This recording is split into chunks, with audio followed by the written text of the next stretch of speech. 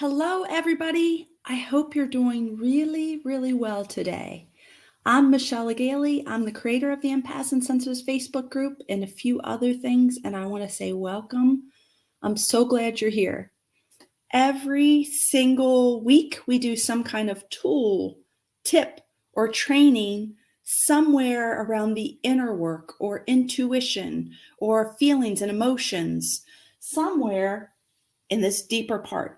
Yeah, we do some conscious mind thinking too, but we really love to hang out here and help people here. So this is what we do every single week. And it's either for you to get your own coaching because you want that help, or maybe you're using these tools and tips and inspiration for you to go and use and help your own clients. Either way, that is my intention. And it's a ripple effect. We heal ourselves and we go out and help other people heal themselves, and that goes so on and so on and so on. And that's how I see the world getting better and better. The world's great already, and we're here to help it be even greater. Okay, in your own way. Okay, I'm a little under the weather today, so I don't have as much like zest as I normally do, so bear with me. Today is all about what does it mean to do the inner work. And if you're here with me live, would you do me a favor and say hello in the chat? I'd love to say hi back to you. Okay, so I want to keep this. I've talked about this a few times. It's so interesting. Like I just had my 5-day challenge that actually was 9 days long, and it was called Become a Prosperous Intuitive Life Coach. And thank you so much to all of you who are doing that with me. I hope it helped you in some way. But doing that challenge and working with so many people and talking to so many people, it helps me get clearer and clearer about what we are actually doing when we help people. And it really does feel like I think everyone has seen this iceberg model that represents the human mind, where we've got a small portion of it at the tip top above the water. And we call that the conscious mind. And I think it's where our thinking, our day-to-day thoughts, what we're conscious of thinking, what we are conscious of perceiving, what we perceive, the tip of that. And then our willpower also exists in our conscious mind. That's why I think willpower isn't something to like count on. It's very limited. Okay. We have to work other ways to, we can't shame ourselves if we don't get ourselves to do something, or if we're not doing something we were supposed to do. That's willpower, and it's just very limited. So let's not count on it. Let's go to the deeper stuff. And when we move the deeper stuff and look at the deeper stuff, then our lives really can change. Okay, so the class today is real quick about what does it mean to do the inner work. And what I believe it means is, yes, conscious work is important, but the inner work is the deeper stuff.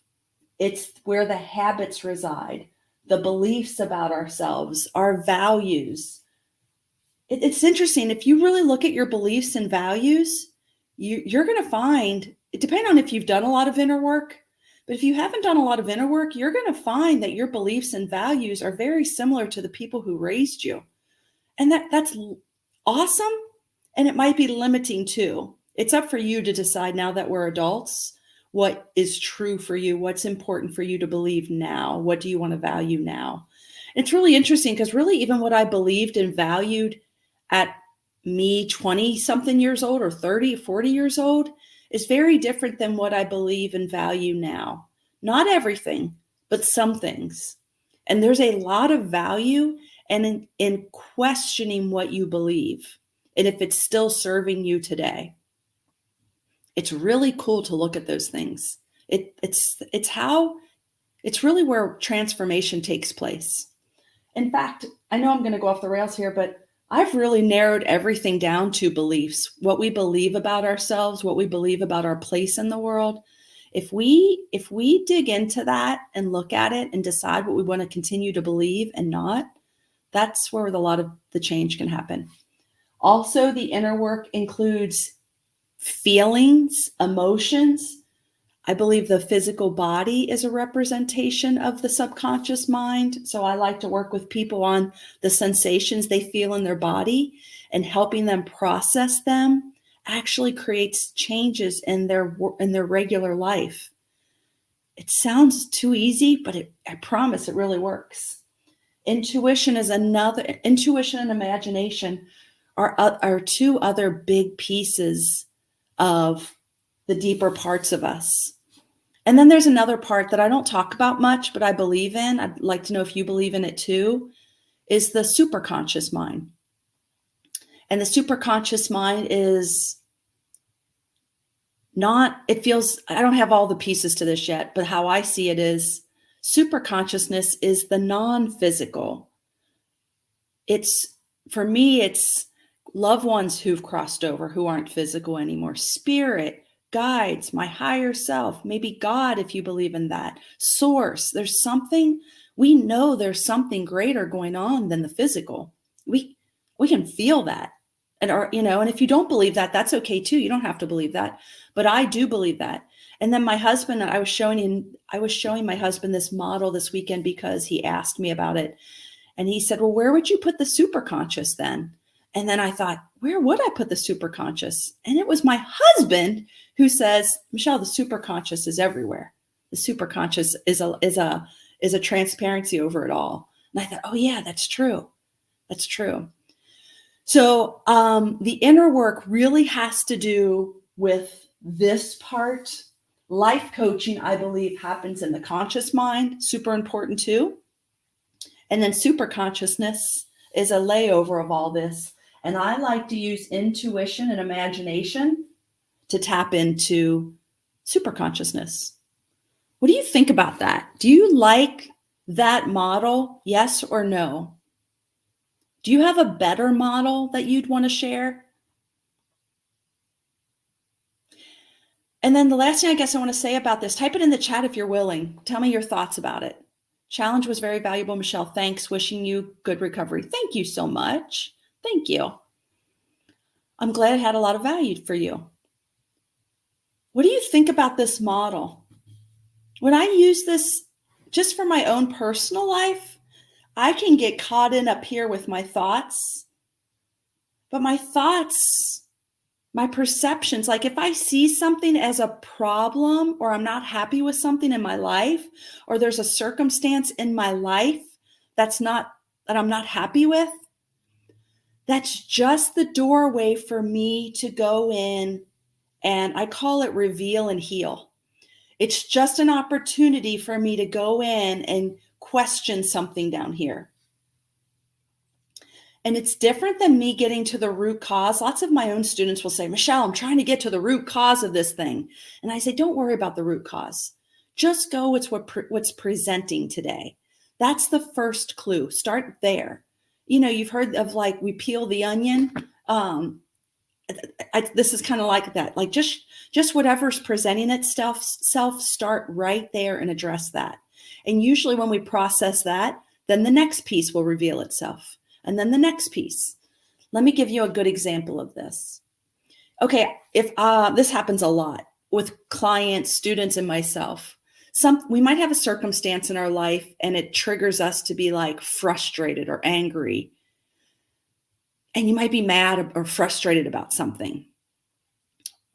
And that's fine. That's the presenting emotion. Once we get in and work on the presenting emotion and begin to process that, the next thing that might show, it might just be processed and be done. But the next thing that might show up is sadness or hurt.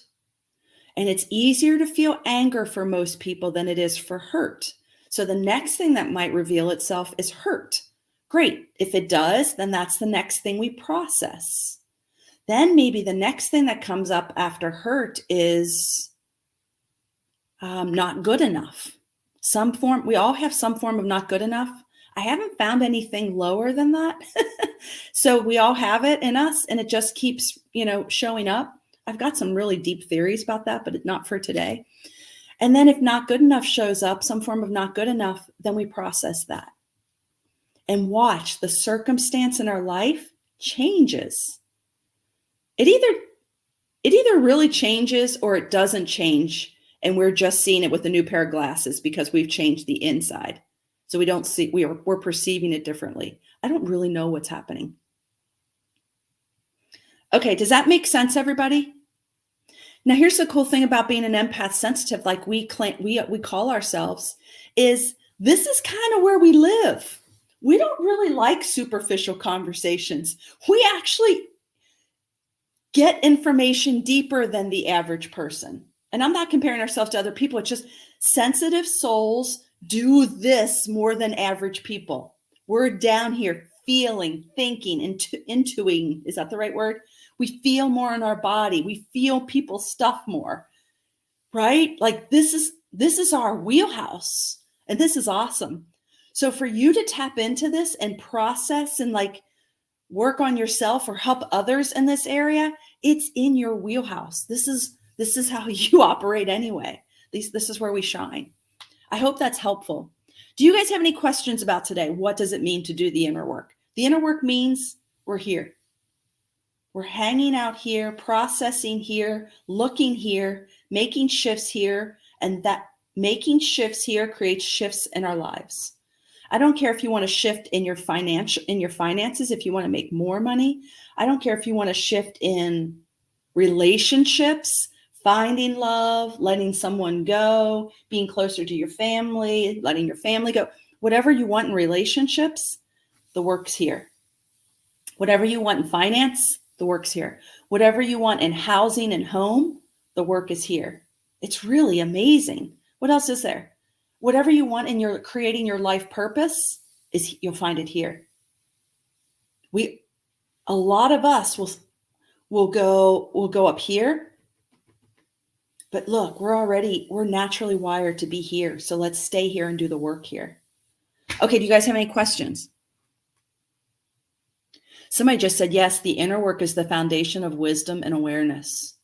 Amen. And I'm even going to add one more thing, empowerment. Because the cool thing is everything we talked about today, all we need is you.